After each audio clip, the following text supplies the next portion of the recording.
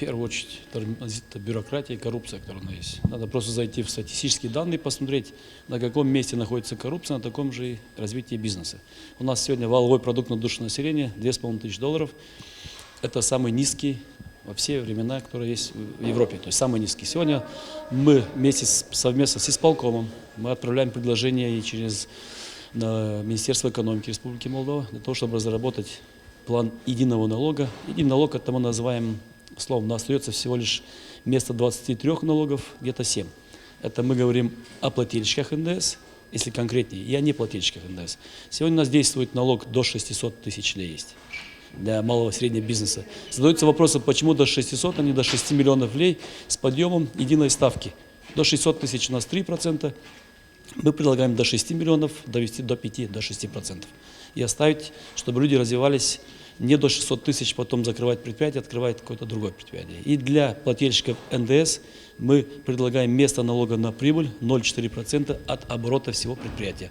Для этого не нужно будет вести учет, выявлять налог на прибыль, который никто не платит, но все работают. 70% работы бухгалтера сегодня уходит на то, чтобы выявить налог на прибыль, тот, который никто у нас в республике не платит.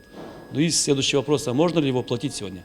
Если у нас нет дорог, у нас нет коммуникации, у нас ничего нет, значит, расходы наших предприятий, естественно, такие, что средств для выплаты налога на прибыль не остается. Его могут только выплачивать крупные компании, те, которые имеют оборот за 20 миллионов лей. Это компании и Молчел, и Вокстел и так далее. Те компании, о них мы не говорим. Мы говорим о среднем, малом бизнесе. Такие примеры можно найти в мире очень много. Можно взять несколько примеров, и как Грузия развивалась, это можно и Албания, которая была в 2000 году на последнем месте. Сегодня она далеко ушла от Молдовы. Сегодня она имеет около 10 тысяч долларов валовый продукт. Молдова 2,5. Да, и часто у нас в обществе любят говорить зарплаты в конвертах. И опять бьют же по тому же бизнесу. Вот эту вещь нужно перестать вообще говорить. Зарплаты в конвертах будут у нас по очень простой причине. Сегодня один производящий, рабочий на предприятии в Средней Молдове производит товара на 10 тысяч долларов. Средняя зарплата у нас $240 в месяц. Больше она не может быть. Если мы занимаемся сегодня производством, значит, на эту заработную плату мы должны выплатить 70%.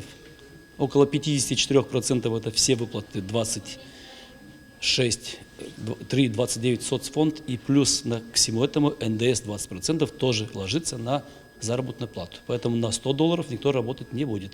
И заработная плата, пока валовый продукт на душу населения не будет $5000, всегда будет в конвертах. Нет другого варианта. Поэтому об этом нужно перестать говорить и думать, как сделать валовый продукт $5000. Вот после этого имеем право говорить о зарплатах в конвертах. Сергей Ильич, скажите, пожалуйста, как вы думаете, вот поддержка ЕС, этот форум в рамках поддержки ЕС малого и среднего бизнеса Молдовы, поможет ли как-то нашему? Да, естественно, все-таки есть преобразование. В Европе совершенно другой уровень жизни, естественно, мы должны брать примеры, потому что если мы сегодня говорим о жизни нормальной, то есть говорим о каких-то материальных ценностях для общества, мы не говорим о каких-то духовных ценностях. Духовных ценностей у нас, слава Богу, достаточно. Но вот все жалуются на плохую жизнь. Для этого нужно работать и брать те примеры. Потому что люди за рубежом, они сегодня производят товары. Один работающий производит до 100 тысяч долларов товары. Мы производим до 10. Это я всегда привожу такой пример, что вся Гагаузия, может быть, производит 1000 барашек, которые стоят сегодня 100 тысяч евро.